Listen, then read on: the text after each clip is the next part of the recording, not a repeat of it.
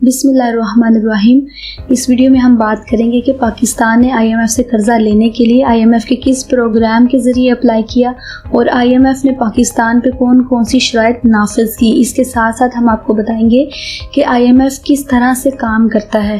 अस्सलाम वालेकुम नाज़रीन, आप देख रहे हैं नब्ज़े जहान। किसी भी तरह के रिसर्च बेस्ड मवाद को हासिल करने के लिए हमारे चैनल को सब्सक्राइब कीजिए और बेल आइकन को दबाइए ताकि आपको हमारी अगली आने वाली तमाम वीडियोस की अपडेट्स मिलती रहें। तो चलते हैं अपने टॉपिक की तरफ। IMF के बहुत से प्रोग्राम्स होते हैं जिनमें से किसी एक प्रोग्राम पे अप्लाई करके ही कर्ज़ा लिया जाता है और पाकिस्तान ने जिस प्रोग्राम पे अप्लाई किया था उसका नाम था EFF। ये रहा EFF, extended fund facility programme. Pakistan ने इस प्रोग्राम में अप्लाई किया और IMF से कर्ज़ा मंजूर करवाया। पाकिस्तान ने जब इस प्रोग्राम पर अप्लाई किया EFF पर, तो IMF की टीम पाकिस्तान आई और यहाँ पाकिस्तान का मुशाहिदा किया हर एक चीज़ का, और उसके बाद उसने पाकिस्तान के सामने स्ट्रक्चरल एडजस्टमेंट प्रोग्राम्स रखे। ये एक किस्म की शराइत हैं जिसके तहत किसी मुल्क के स्ट्रक्चर में ख़ास एडजस्टमेंट्स यानी हम आहंगियाँ पैदा की जाती हैं, और इस स्ट्रक्चरल एडजस्टमेंट प्रोग्राम के तहत IMF ने पाकिस्तान को बहुत सी पॉलिसीज़ दी कि अगर पाकिस्तान इन पर अमल करके अपने स्ट्रक्चर को IMF के मुताबिक ढालता है तो ही पाकिस्तान को $6 बिलियन का कर्ज़ा दिया जाएगा, और अगर पाकिस्तान इस स्ट्रक्चरल एडजस्टमेंट प्रोग्राम पे अमल नहीं करता तो फिर पाकिस्तान को कर्ज़ा नहीं दिया जाएगा। इसके साथ ही पाकिस्तान को 1 महीना भी दिया गया ये देखने के लिए कि आया पाकिस्तान अपने स्ट्रक्चर को IMF के मुताबिक ढालने को तैयार है।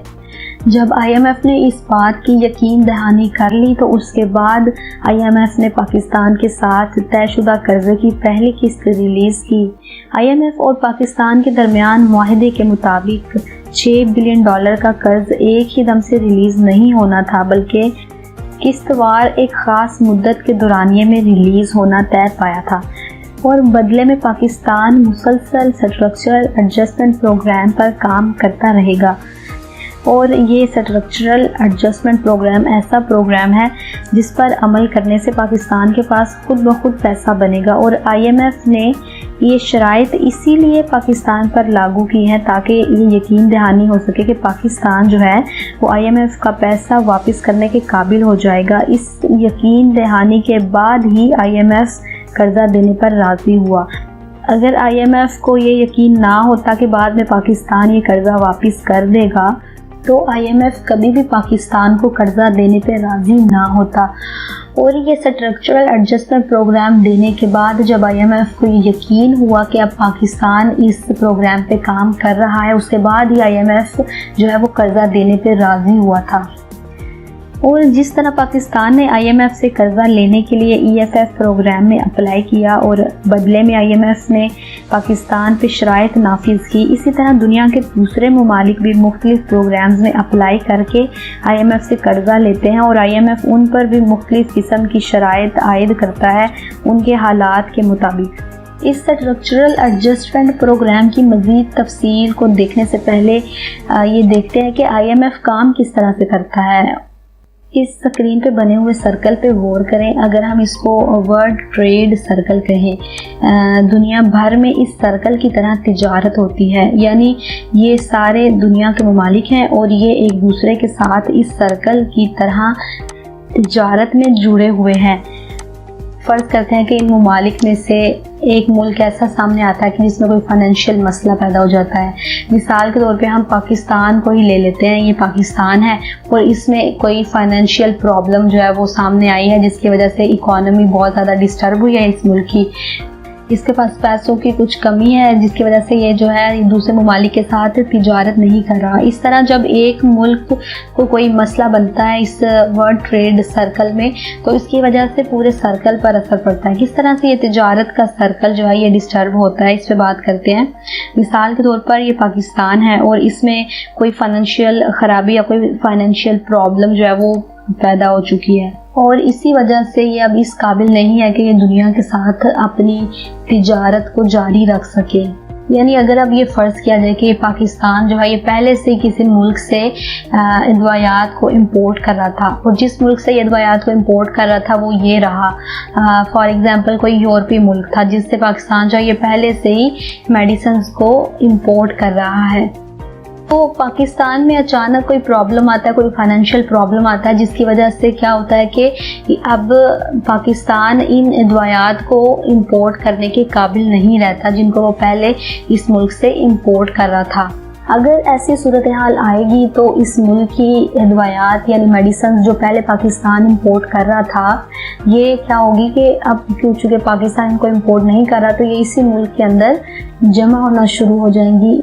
तो जब ऐसा होगा तो इस मुल्क की वो कंपनी जो ये अदवायात बना रही है उसके पास ये अदवायात जो है ये फाइल अप होना शुरू हो जाएंगी, जमा होना शुरू हो जाएंगी। तो वो इन अदवायात को हर सूरत कहीं ना कहीं निकालने की कोशिश करेगी ताकि वो एक बड़े नुकसान से बच सके। तो फिर वो कंपनी क्या करेगी, वो ऐसा करेगी कि इन अदवायात को सस्ता करेगी, इनकी कीमत गिराएगी और आसपास इधर उधर कहीं बेच देगी ताकि ये इसका स्टॉक जो है वो निकल जाए किसी तरह। जब वो इस तरह से करेगी, सस्ता करके अपनी चीज़ को बेचेगी, तो उसको प्रॉफिट बहुत कम होगा, जिसकी वजह से वो कंपनी नुकसान में जाने लगेगी और आहिस्ता आहिस्ता अपने मुलाजमीन को भी फारिग करना शुरू कर देगी, क्योंकि वो कंपनी जो है वो आहिस्ता आहिस्ता क्रैश होने लगेगी, क्योंकि उसकी जो प्रोडक्ट है वो आगे सेल नहीं हो रही। तो जब एक कंपनी इस मुल्क की क्रैश होने लगेगी तो उसका असर बहुत सी दूसरी कंपनीज पे पड़ेगा, क्योंकि वो एक कंपनी जब अपनी प्रोडक्ट बनाती है तो बहुत सी और कंपनी से रॉ मटेरियल भी लेती थी। तो एक कंपनी जब क्रैश होती है तो बहुत सी दूसरी कंपनीज पे भी असर पड़ेगा। तो जब दूसरी कंपनीज पे असर पड़ेगा तो इसका मतलब है कि इस मुल्क की इकोनॉमी पे असर पड़ेगा, साथ ही साथ अनएम्प्लॉयमेंट भी आएगी, क्योंकि कंपनी जो क्रैश हो रही है वो अपने मुलाजमीन को भी निकाल रही है।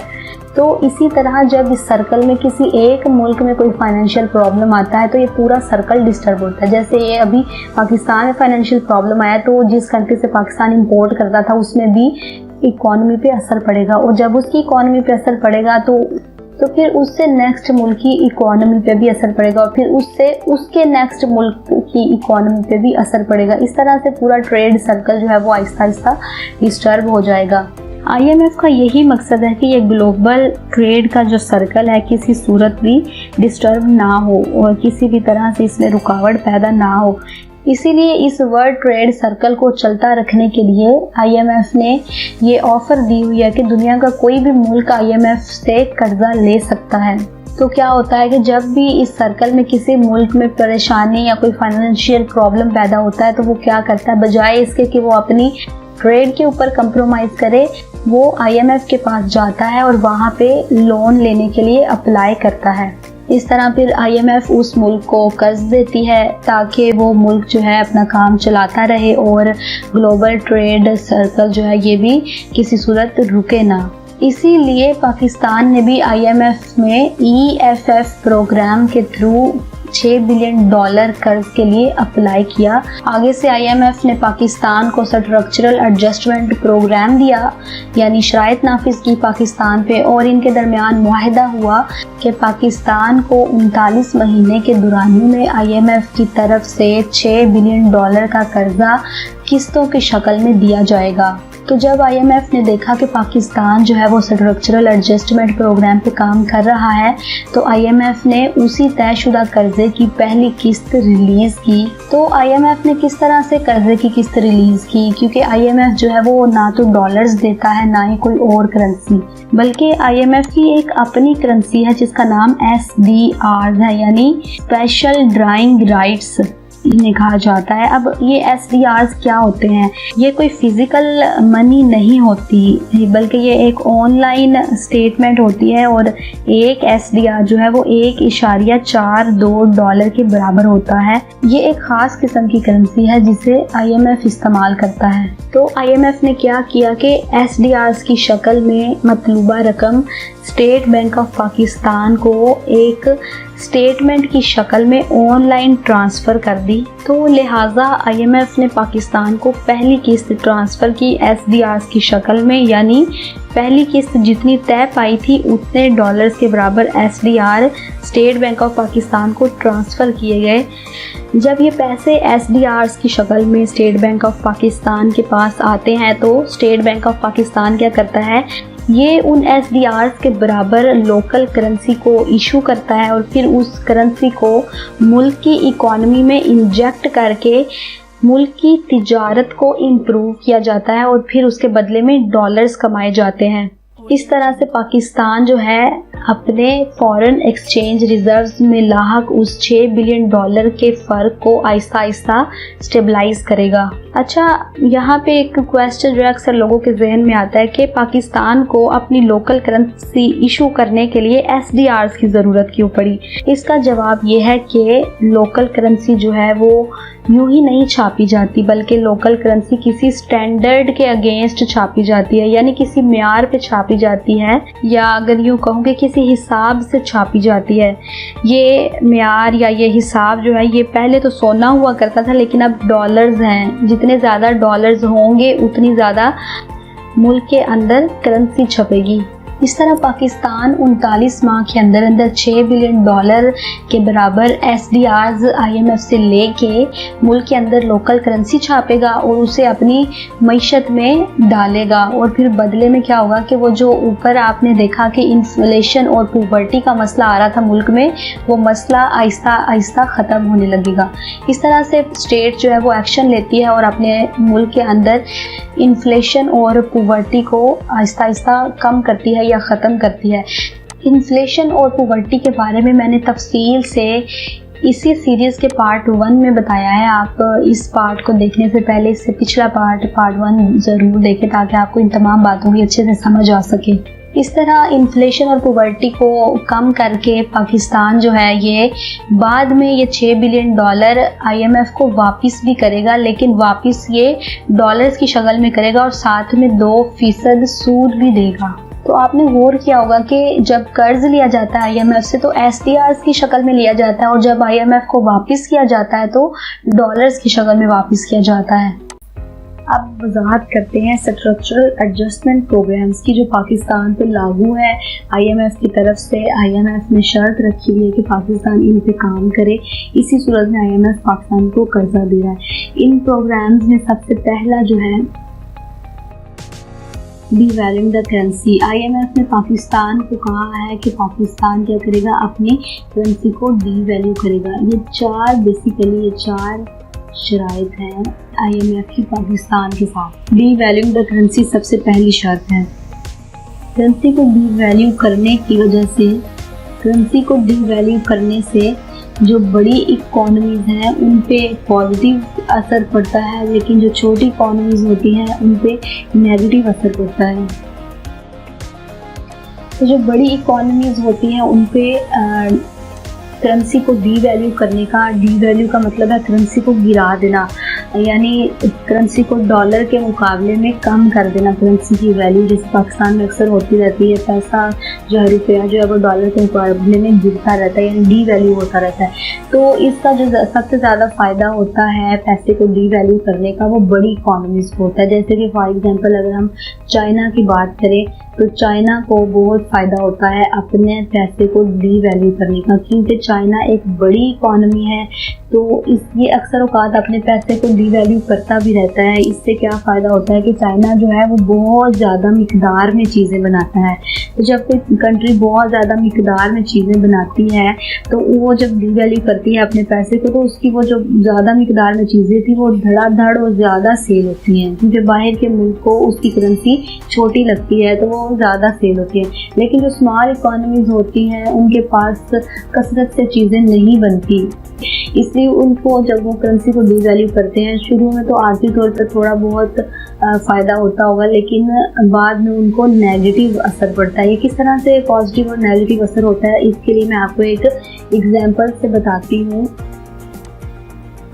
इस साल को अगर देखें पाकिस्तान के हिसाब से, अगर हम पाकिस्तान को देखते हैं तो कल क्या था, डॉलर जो था वो ₹1 का था मिसाल के तौर पे।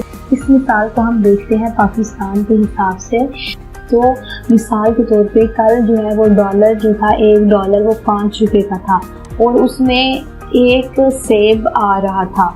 तो एक सेब जो है वो बाहर का कोई बंदा था किसी और मुल्क का, जैसे कि अमेरिका का समझ लें, तो उसने एक सेब खरीदा था पाकिस्तान से, इंपोर्ट कराया था या शिप करवाया था $1 में।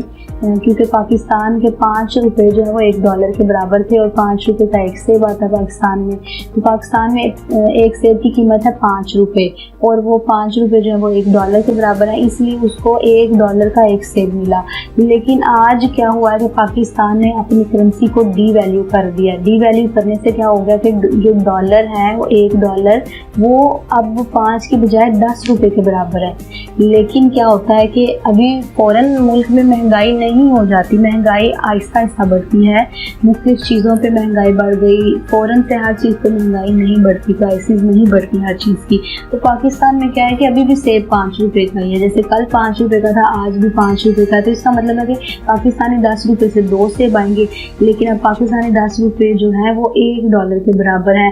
पहले पाकिस्तानी 5 रुपये $1 के बराबर थे, जिसमें $1 में एक ही सेब मिला था। लेकिन आज जब पाकिस्तानी 10 रुपये $1 के बराबर है तो अब $1 में वो खरीदने वाले को 2 सेब मिलेंगे। तो वो जो होगा खरीदने वाला वो क्या करेगा, जहाँ पे उसने एक शिपमेंट का ऑर्डर दिया था पाकिस्तान को, वो अब 2 शिपमेंट का ऑर्डर देगा, वो 3 शिपमेंट का ऑर्डर दे देगा, क्योंकि उसको लगेगा कि अब मुझे दुगनी चीज़ मिल रही है उतने ही पैसों में।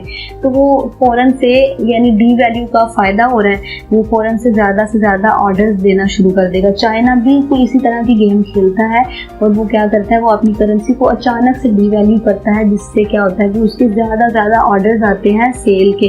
तो वो बहुत ज़्यादा चीज़ें, जाहिर है उसकी इंडस्ट्रीज बहुत ज़्यादा, वो बहुत सारी चीज़ें बनाता भी है, तो वो उनको फ़ौरन से सेल कर देता है, जिसकी वजह से उसे बहुत ज़्यादा प्रॉफिट होता है।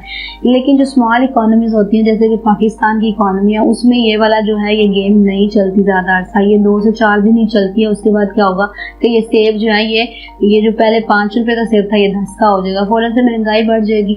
तो पाकिस्तान जैसी इकोनॉमीज़ को इसका असर नहीं होता ज़्यादा, थोड़ा बहुत असर होता है आर्जी तौर पे शुरू में, लेकिन बाद में इसका नुकसान होता है पाकिस्तान जैसी इकोनॉमीज़ को। इसके बाद जो IMF ने दूसरी शर्त रखी थी पाकिस्तान के सामने कि पाकिस्तान ने दूसरा क्या करना है स्ट्रक्चरल एडजस्टमेंट, वो ये थी increase the tariff on gas, petroleum and electricity. तो पाकिस्तान के सामने ये शर्त रखी थी IMF ने कि वो अपनी गैस पे, पेट्रोल पे, इलेक्ट्रिसिटी पे टैरिफ बढ़ा दे, यानी टैक्स बढ़ा दे उसके ऊपर। तो इससे क्या फ़ायदा होता है, इससे फ़ायदा ये होता है कि जब भी किसी मुल्क में गैस पे, पेट्रोलियम पे या इलेक्ट्रिसिटी पे टैरिफ ज़्यादा बढ़ता है तो उसके अंदर मौजूद हर चीज़ महंगी होने लग जाती है। क्योंकि मिसाल के तौर पे अगर पाकिस्तान में कपड़े जो हैं, अगर हम गैस, पेट्रोलियम की कीमत बढ़ा रहे हैं तो कपड़े तक महंगी होंगी, सब्ज़ी भी महंगी हो जाएगी। क्यों महंगी होगी? क्योंकि कपड़े जो हैं वो एक जगह से दूसरी जगह पे आते हैं, इंडस्ट्री से उठा के उनको दुकान में लाया जाता है, तो रास्ते में वो ट्रांसपोर्ट होते हैं कपड़े, गाड़ियों पे, व्हीकल्स पे, ट्रक्स पे। तो वो जो ट्रक्स हैं, वो गाड़ियाँ हैं, वो जो व्हीकल्स हैं, वो इस्तेमाल करती हैं पेट्रोलियम। तो जब पेट्रोलियम की कीमत बढ़ गई है तो जाहिर सी बात है किराए बढ़ जाएंगे। जब किराए बढ़ जाते हैं तो चीज़ जो है, जो चीज़ ट्रांसपोर्ट हो रही है उसकी कीमत भी बढ़ जाएगी। तो IMF ने पाकिस्तान पे यही शर्त दूसरी लगाई कि अपने टैरिफ इंक्रीज करो गैस पे, पेट्रोलियम पे और इलेक्ट्रिसिटी पे। इससे क्या फ़ायदा होना था, इससे महंगाई बढ़नी थी। जब महंगाई बढ़ती है मुल्क में तो जाहिर सी बात है आवाम ज़्यादा पैसा देती है, ज़्यादा टैक्सीज जो है उनकी कीमत भी बढ़ जाती है, तो रेवेन्यू बढ़ जाता है उस मुल्क का। यानी IMF की दूसरी शर्त के पीछे यही था कि पाकिस्तान अपना रेवेन्यू बढ़ाए। तो असल में IMF यही इंश्योर कर रहा है कि पाकिस्तान इस काबिल तो हो जाए कि बाद में मुझे वो $6 बिलियन वापस कर सके पाकिस्तान को। इसीलिए इस तरह की शराइत में IMF ने डाल के रखा है। तो अब इससे क्या होगा, पाकिस्तान का रेवेन्यू बढ़ेगा, महंगाई बढ़ जाएगी और टैक्सेस जो है वो ज़्यादा हो जाएंगे, जाहिर सी बात है, और रेवेन्यू जो है वो बढ़ेगा। इसके बाद तीसरी जो शर्त IMF ने पाकिस्तान को दी थी वो ये है डिक्रीजिंग लूपहोल्स इन टैक्स कलेक्शन। यानी जो पाकिस्तान में टैक्स कलेक्ट होता है उसके अंदर जो फेलियर्स हैं, जो लूपहोल्स हैं, जो मसाइल हैं, प्रॉब्लम्स हैं, उनको पाकिस्तान को हर सूरत कम करना होगा। ये जो तीसरा पॉइंट है ये पाकिस्तान के हक में बहुत बेहतर भी साबित हुआ है, क्योंकि पाकिस्तान के पास पहले ही टैक्स जो है वो कलेक्ट नहीं होता, पाकिस्तान के पास इतना रेवेन्यू नहीं बन पाता, जिसकी वजह से पाकिस्तान हमेशा फिस्कल डेफिसिट का शिकार रहता है। क्योंकि पाकिस्तान में इतना ज़्यादा होते हैं टैक्स, उसके पास इकट्ठा होता नहीं, कर नहीं पाता पाकिस्तान इकट्ठा, तो इसलिए खर्चा ज़्यादा होने की वजह से फिस्कल डेफिसिट का वो शिकार रहता है पाकिस्तान। तो ये जो शर्त है IMF की, ये हमारे लिए फ़ायदेमंद साबित हुई। जब हमने लूप होल्स निकालने की कोशिश की तो हमने बहुत सी रिफॉर्म्स की, जैसे इमरान खान ने टैक्स कलेक्शन के लिए बहुत ज़्यादा उसने जोर दिया, रिफॉर्म्स की उसने। इमरान खान की हुकूमत से पहले पूरे मुल्क की आबादी में से सिर्फ और सिर्फ 0.57% लोग जो है वो टैक्स देते थे। ये देखिए 0.57% लोग जो थे पूरी पॉपुलेशन के, वो ही सिर्फ टैक्स दे रहे थे। लेकिन इमरान खान ने जो रिफॉर्म्स लेकर आया है, उसने क्या किया कि उसने लोगों को रजिस्टर करना शुरू किया। उसने तकरीबन 2.2 मिलियन लोगों को एक्टिव टैक्स पेइंग लिस्ट में रजिस्टर किया। उनको NTN नंबर्स दिए ताकि ये लोग रजिस्टर्स में दर्ज रहें और इनसे हर सूरत स्टेट जो है वो जाके टैक्स वसूल करती रहे। लेकिन अनफॉर्चुनेटली पाकिस्तान की जो टैक्स पे लिस्ट है उसमें से 30% लोग जो है वो टैक्स नहीं देते। टैक्स क्यों नहीं देते? वो FBR की फेल्ड पॉलिसीज़ की वजह से नहीं देते, क्योंकि FBR जो है वो उनसे टैक्स वसूल करने में फेल हो चुका है। बहुत सी हड़तालें भी, बहुत से हंगामे भी हुए हैं, उसके अलावा और भी बहुत से बहाने बनते हैं। पाकिस्तान ने तकरीबन $4 मिलियन लिए थे एशियन डेवलपमेंट बैंक से, और उन $4 मिलियन में से 80% जो पैसे हैं, जो 80% डॉलर्स हैं, वो पाकिस्तान ने इसी काम की रिफॉर्म्स में लगाए और कमेटियाँ बनाई, ख़ास कमेटियाँ बनाई। वो कमेटियाँ क्या करती थी, वो मुख्तलिफ शहरों में और मुख्तलिफ इलाकों में जाके वो बड़े बड़े बिग बिजनेस हैं, जो बड़े बड़े रिटेलर्स थे, उनको जा के वो रजिस्टर करती थी अपनी टैक्स लिस्ट के अंदर। असल में पाकिस्तान जो है वो काम करता है टैक्स रेट को बढ़ाने में, ना कि टैक्स बेस को बढ़ाने में। 2 तरह की टर्म्स होती हैं, यहाँ पे मैं आपको बताती चलती हूँ। एक होती है टैक्स रेट और एक होती है टैक्स बेस। पाकिस्तान जो है वो अभी तक टैक्स रेट पे काम करता आया है, यानी जो लोग ऑलरेडी टैक्स दे रहे थे उन्हीं का टैक्स बढ़ाते जाना। तो पाकिस्तान अभी तक ये टैक्स रेट पे काम करता आया था, टैक्स बढ़ा देना। जो पहले से लोग बेचारे टैक्स दे रहे हैं वही पिसते जाते थे और उन्हीं का टैक्स बढ़ता जाता था, ना कि जबकि पाकिस्तान जो है वो टैक्स बेस पे काम नहीं करता था। टैक्स बेस ये होता है कि जितने लोग टैक्स दे रहे हैं उनमें और ज़्यादा लोग ला के शामिल करना, ताकि ज़्यादा से ज़्यादा लोग जो है वो टैक्स दें। तो जो ये मौजूदा हुकूमत है इमरान खान की, इसने टैक्स बेस पे ही काम करना चाहा था और इसीलिए उसने एक्टिव टैक्स पे लिस्ट बनाई। अगर मैं आपको टैक्स रेट की मिसाल दूँ तो वो ये होगी कि पहले से अगर 3 लोग टैक्स दे रहे हैं 5-5 रुपये, तो हुकूमत क्या करती है, उन्हीं का टैक्स बढ़ा देती है। वो 3 लोग ही टैक्स दें, लेकिन वो अब 5 के बजाय 10 रुपये टैक्स देने लग जाए। उन्हीं के ऊपर बर्डन जो है वो बढ़ा दिया गया है। जबकि टैक्स बेस ऐसा होता है कि अगर एक वक्त में 3 लोग टैक्स दे रहे हैं तो हुकूमत क्या करती है, इन 3 में 10 और लोग ला के शामिल कर देती है कि ये 10 लोग भी टैक्स दें, तो टोटल जो है वो टैक्स देने वाले 13 हो जाते हैं। तो बर्डन भी नहीं बढ़ता और टैक्स जो है वो भी बढ़ जाता है, रेवेन्यू भी बढ़ जाता है। तो हमारी हुकूमत ने अभी तक इस पे काम किया और हमारी जो मौजूदा हुकूमत है वो इस पे काम कर रही है, लेकिन वो अभी तक पूरी तरह से कामयाब नहीं हो पा रही। इसी सिस्टम की रिफॉर्म्स करते हुए हमारी हुकूमत ने एक सिस्टम मुतारिफ करवाया, POS का सिस्टम। POS के नाम से सिस्टम मुतारिफ करवाया, जिसका मतलब है पॉइंट ऑफ सेल। इस सिस्टम में क्या होता है कि जब भी कोई बंदा जो है या कोई पर्सन जो है वो 50,000 की शॉपिंग करने लगता है या 50,000 कहीं पे लगाता है, तो उसका सारा डाटा और जो उसकी सारी रिसोर्सेज हैं इनकम के, उन सब की जो सारी डिटेल है वो ऑटोमेटिकली पाकिस्तान के टैक्स डिपार्टमेंट में चली जाती है, वह हुकूमत के पास चली जाती है और वो अच्छी तरह से स्क्रूटनाइज होती है और उसको शामिल कर दिया जाता है टैक्स पे लिस्ट में। वो इस तरह से रजिस्टर हो जाते हैं। असल में एक मैं आपको बताती हूँ डायग्राम के ज़रिए। ये एक सिस्टम है जहाँ से चीज़ जो है वो कहीं पे भी सर्कुलेट करती है। इंडस्ट्री में कोई भी चीज़ बनती है, उसके बाद वो चीज़ जाती है कंज्यूमर के पास, कंज्यूमर उसको कंज्यूम करता है। लेकिन कंज्यूमर के पास जाने से पहले दरमियान में बेशुमार ऐसी जगह होती हैं जहाँ से वो चीज़ गुजरती है, यानी इंडस्ट्री से वो रिटेलर्स के पास जाती है, बिग रिटेलर्स के पास, उसके बाद वो आगे बेच देते हैं शॉप्स को। यहाँ पे जो दरमियान में आता है ये मिडल मैन या बिग रिटेलर्स जिनको हम कहते हैं। मिडल मैन से कंज्यूमर तक अब इंडस्ट्री से इनके पास चीज़ आई, इंडस्ट्री से जब यहाँ पे चीज़ आई तो अब यहाँ से कंज्यूमर तक जाने के लिए यहाँ से पहले जाती है मार्केट पे या शॉप पे, किसी भी बड़ी छोटी दुकान पे जाएगी या किसी मार्केट में जाएगी, वहाँ से फिर ये चीज़ जाएगी कंज्यूमर के पास। तो ये इसी तरह की सिचुएशन होती है हर तरफ, जहाँ पे भी कोई भी मार्केट होती है या कोई चीज़ होती है जिसमें सेल आउट होना होता है तो इंडस्ट्री में वो बनती है और कंज्यूमर के पास जाती है। अब कंज्यूमर भी टैक्स पे करता है, इंडस्ट्री भी टैक्स पे करती है, लेकिन ये जो मिडल मैन है ये माफियाज होते हैं, बड़ी बड़ी माफियाज होते हैं, इनको बिग रिटेलर्स भी कहते हैं, ट्रेडिंग कम्युनिटी भी कहते हैं। ये जो है ये असल में ये ताजर होते हैं जो चीज़ यहाँ से उठाते हैं, यहाँ पे सप्लाई करने के लिए दरमियान में कमीशन उठाते हैं और ये बहुत ज़्यादा कमीशन उठाते हैं। इनके बहुत बड़े बड़े बिजनेस होते हैं। ये मार्केट में चीज़ पहुँचाते हैं शॉपकीपर से, बाद वहाँ से भी कंज्यूमर उनसे चीज़ ले लेता है। अब हर चीज़ जो कंज्यूमर खरीदता है उसमें वो टैक्स पे करता है, चाहे वो माचिस लेता है। आप माचिस को अगर पढ़ें, उसकी वो वाला माचिस की जो लेबल है उसको पढ़े तो आपको वहाँ पे माचिस की असल प्राइस है उसके साथ टैक्स लिखा हुआ भी नजर आएगा। अगर उसने पेन खरीदना है तो उसमें भी टैक्स देना है। एक माचिस से लेकर बड़ी से बड़ी चीज़ तक हर एक चीज़ का कंज्यूमर जो है वो टैक्स पे करता है और इंडस्ट्री जो है ये भी हुकूमत को टैक्स पे करती है। लेकिन ये जो माफिया है दरमियान में बैठी हुई ये टैक्स पे नहीं करते। ये जो है किसी न किसी तरह से अपने आप को टैक्स देने से बचा लेते हैं। तो इमरान खान ने यही किया, जो मौजूदा हुकूमत है इसने यही किया कि इसने इन लोगों को टैकल करने की कोशिश की। इसीलिए उसने कमेटियां भी बनाई, इसीलिए उसने सारे सिस्टम बनवाए और इसीलिए इस पर बहुत ज़्यादा काम भी हुआ।